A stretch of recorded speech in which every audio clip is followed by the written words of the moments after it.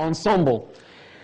Ensemble model of theatre is, it comes from a French word, an ancient French word of the 16th century, and it basically means together at the same time, or all the parts of a thing considered together, or parts of a thing taken together. An ensemble, there is equality.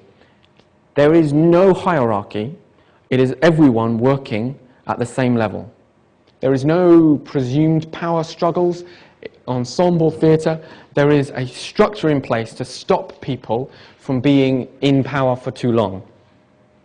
Not that says there's no power, but it's just that not one individual holds that power.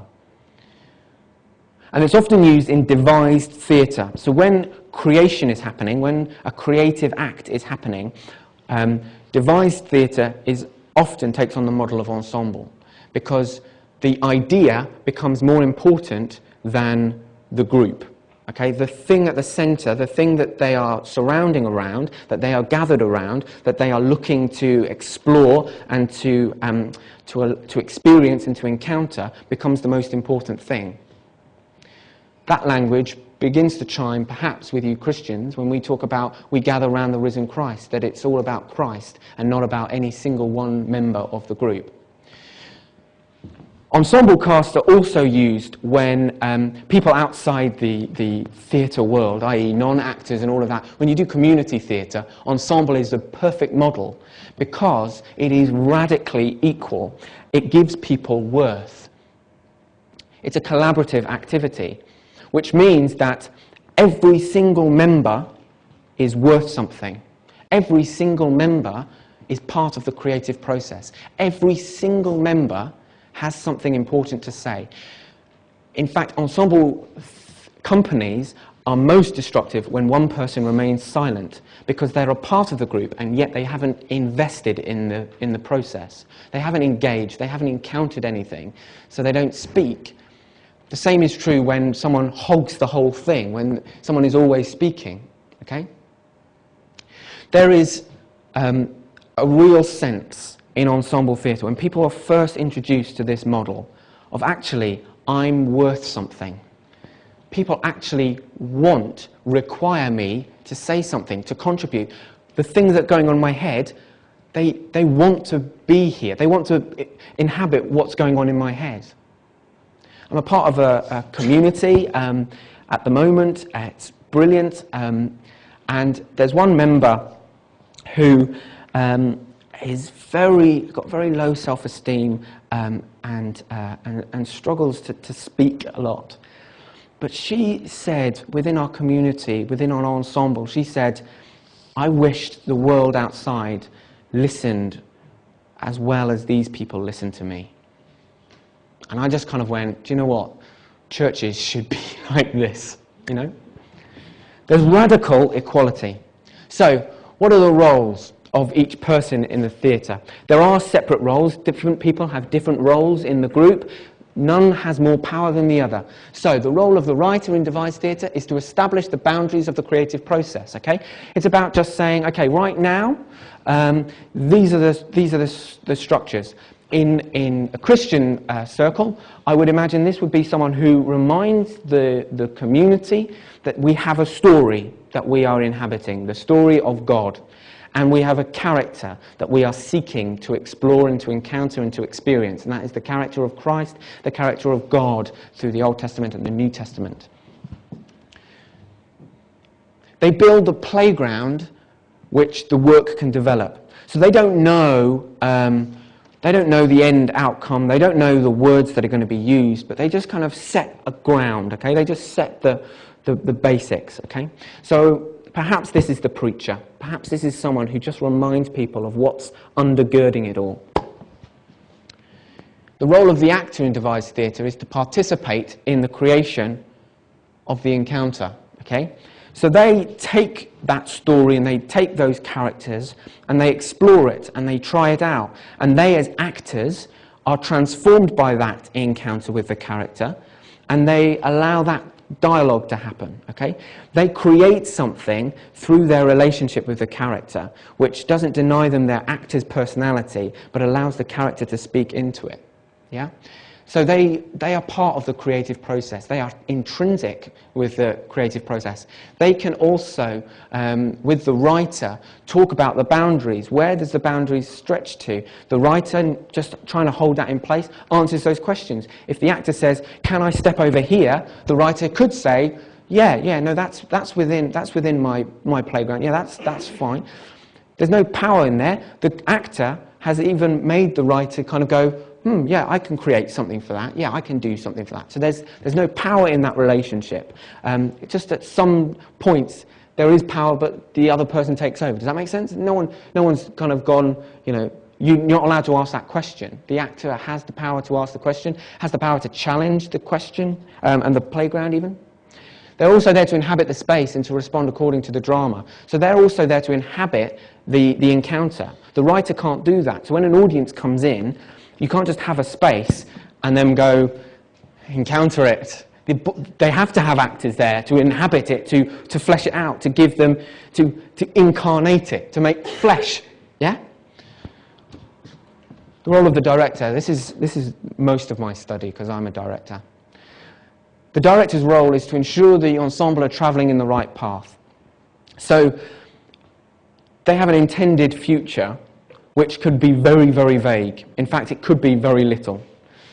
But they just want to make sure that the characters are kept to, that the actors are not changing the characters or are not changing the essence of the piece or what was at the heart of it, what was exciting, what was all of that stuff. And to ensure that with the writer that the boundaries are kept to, that the drama and the story are told honestly and truthfully, that moments of truth are found, and they help the actor explore how to inhabit the space and to inhabit the characters.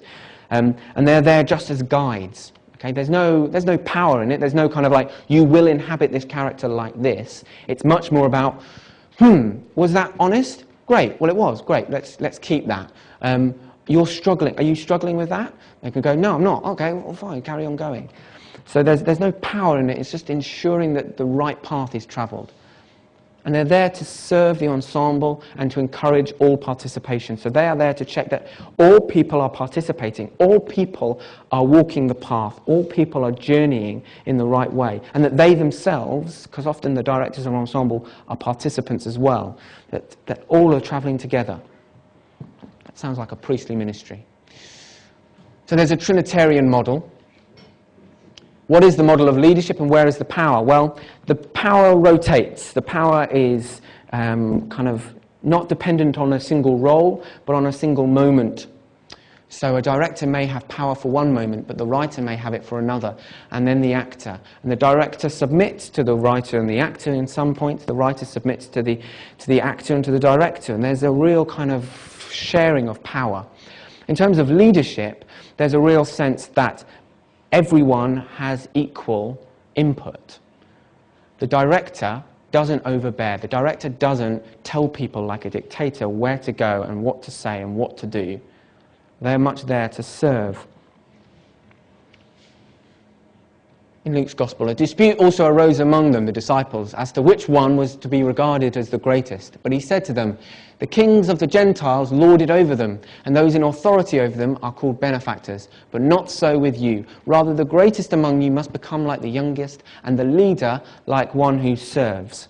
So the role of leadership, which is sat with the director at the end, that role must be there to serve. Not to lord it over them, not to lead and go, right, we're doing it my way and no other way. That there's much more of a service aspect to it. And service is about submitting your will to another person. In this moment, am I glorifying God or glorifying the other person? If I am a disciple of Christ.